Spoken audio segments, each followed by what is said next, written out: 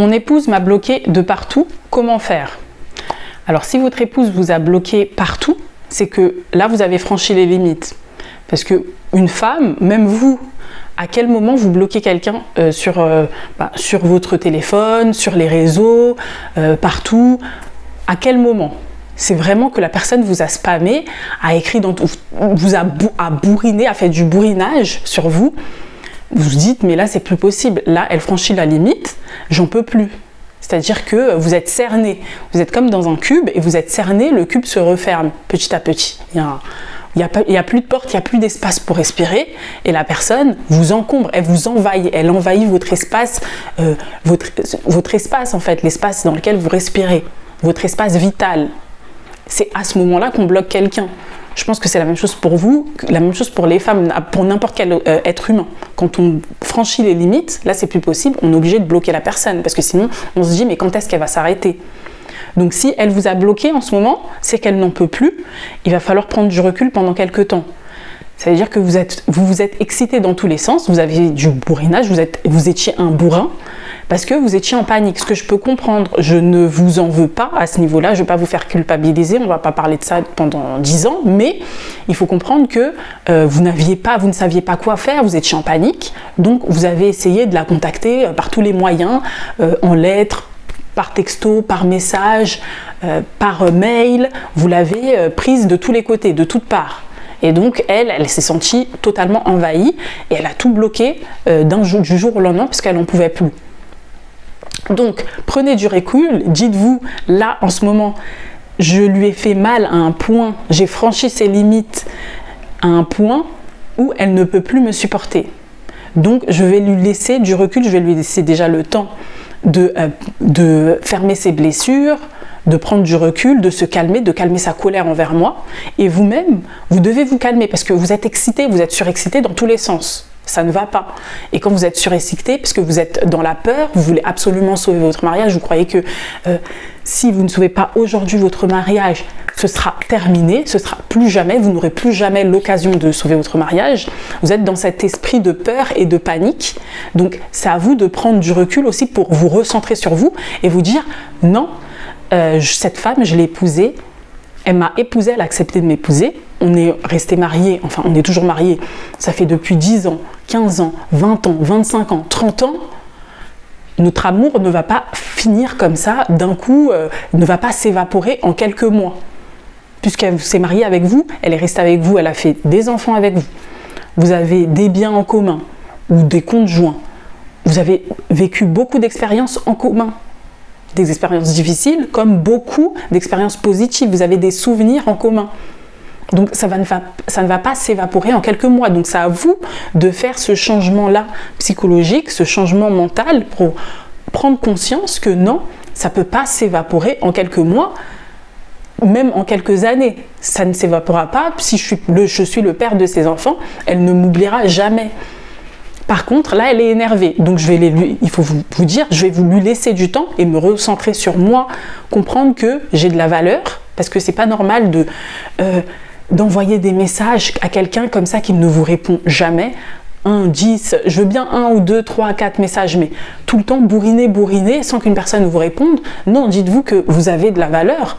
Donc, comment je peux agir comme si je n'avais aucune valeur? Une personne ne me répond pas 4, 10 fois et je bourrine. Et je n'ai pas la conscience, la prise de conscience de me dire non, là je lui fais du mal, là c'est parce qu'elle ne me répond pas, parce qu'elle ne se sent pas bien avec moi en ma présence, elle ne veut pas me parler. Donc je vais la laisser respirer, je vais la laisser. Vous pensez qu'à vous en fait, vous devenez totalement narcissique, vous devenez totalement un but de vous-même. Vous voulez uniquement votre résultat, vous voulez sauver votre mariage. Il n'y a que ça qui compte, peu importe ce qu'elle pense, peu importe ses sentiments, peu importe ses émotions, je veux sauver mon mariage absolument. Donc vous ne prenez même plus en considération ce qu'elle ressent. C'est pas normal. Normalement là vous devez prendre du recul et vous dire non, c'est pas normal. C'est pas un comportement de quelqu'un d'humain, c'est pas le comportement de quelqu'un qui prend soin des autres, qui aime sa femme. Vous aimez votre femme, vous ne voulez pas lui faire du mal. Vous ne voulez pas qu'elle se sente méfiante envers vous, vous voulez qu'elle se sente bien envers vous. Donc pourquoi vous lui mettez dans une situation où elle doit vous bloquer? Vous la mettez dans une position où elle en vient à vous bloquer. C'est une mauvaise posture. Même vous ne voulez pas qu'une personne vous mette dans cette posture. Vous aimez, imaginons que vous êtes c'est dans l'autre sens. C'est votre femme qui veut vous récupérer. Vous avez demandé le divorce et elle veut vous récupérer. Vous ne voulez pas qu'elle vous mette dans une posture où vous êtes obligé de la bloquer. Vous ne voulez pas lui faire du mal, vous ne voulez pas la faire souffrir. Vous savez qu'elle vous aime et qu'elle veut vous récupérer. Mais ça vous fait du mal de la bloquer. Je ne sais pas, bloquer la mère de vos enfants quand même. Dites-vous qu'est-ce que ça va vous faire. C'est pas, même pour vos enfants, pour vous, pour votre famille, et surtout pour elle, vous ne voulez pas l'humilier. Donc pourquoi vous mettez votre épouse dans une posture où vous la poussez à vous humilier? Vous la poussez à être la méchante, à être comme une position de méchante, parce qu'elle vous bloque. Non, donc prenez du recul et repensez à vous qui vous êtes et calmez-vous. Dites-vous, vous avez le temps, il y a le temps pour changer la situation, pour qu'elle reprenne conscience qu'elle-même, elle sait qu'elle m'aime, mais par contre, pour faire rejaillir l'amour, ça va venir avec le temps et j'ai le temps, j'ai ce temps-là. Ce ne sera pas en 1 mois, ce ne sera pas en 2 mois, je n'ai pas besoin que ce soit immédiatement là, maintenant. Je peux prendre mon temps et faire les choses bien. Vous devez faire les choses bien, par étapes, tranquillement.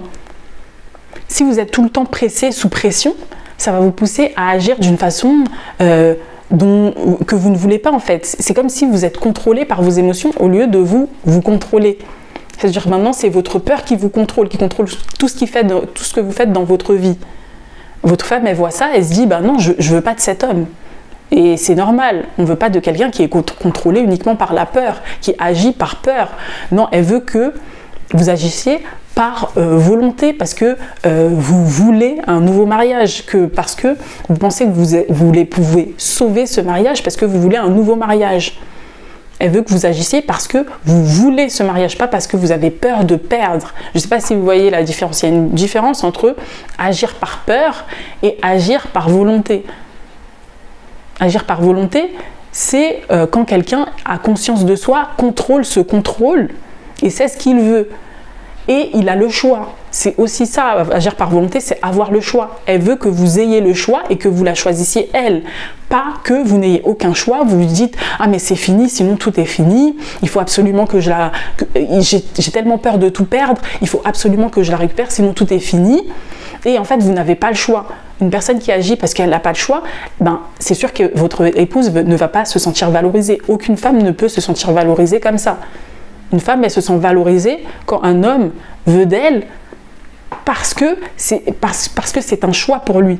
Parce qu'il peut avoir tout, il peut rester seul, il peut aller vers d'autres femmes. Il a beaucoup de choix, mais c'est nous qui choisissons.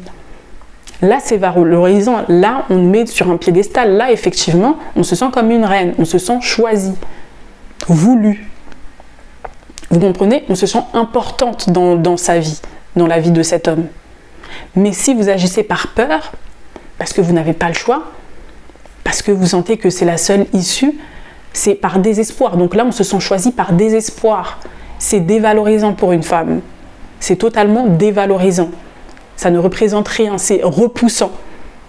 C'est dégradant. Ça, il faut bien le comprendre. Dites-vous que cette situation, cette position dans laquelle vous la mettez, c'est dégradant pour elle. Donc prenez du recul, dites-vous que vous avez le temps, sur un laps de temps, vous pouvez changer la situation et laissez-lui déjà le temps de se remettre de toutes ses émotions, parce que là, si vous êtes bloqué, elle n'en peut plus. Donc prenez quelques semaines, voire quelques mois pour la laisser se reposer et vous-même prendre conscience de votre pouvoir. Parce que là, vous êtes dans une position où vous sentez que c'est elle qui a tout le pouvoir et que vous êtes contrôlé par je sais quelle force du destin. Non, c'est vous qui vous contrôlez. Vous pouvez contrôler la situation, vous devez prendre le dessus, vous dire « je suis en contrôle, j'ai le pouvoir sur ma vie, c'est moi qui agis, c'est pas la peur qui agit, c'est pas le destin qui agit, c'est pas ma femme qui me fait faire des choses que je ne veux pas, c'est moi qui a le pouvoir sur moi-même et je décide, je contrôle ma vie, je contrôle mes émotions, je contrôle mes actions. » Il n'y a personne qui contrôle vos actions pour vous, parce que quand vous bourrinez dans tous les sens, on a l'impression que vous êtes contrôlé par une force dont on ne sait pas quelle est-elle? Vous comprenez, ça fait peur. Ça fait peur d'en arriver à ce qu'on vous bloque. Donc voilà, j'espère que cette vidéo aura été très claire. De toute façon, il y en aura d'autres. Pour ceux qui veulent un coaching gratuit, n'hésitez pas. Je propose un coaching gratuit pour vous aider à apaiser, calmer la colère de votre épouse, apaiser ses émotions et surtout reconstruire la confiance pour sauver votre mariage. N'hésitez pas, vous pouvez prendre un rendez-vous en cliquant sur le lien dans la description. Et je vous dis à très vite pour une prochaine vidéo.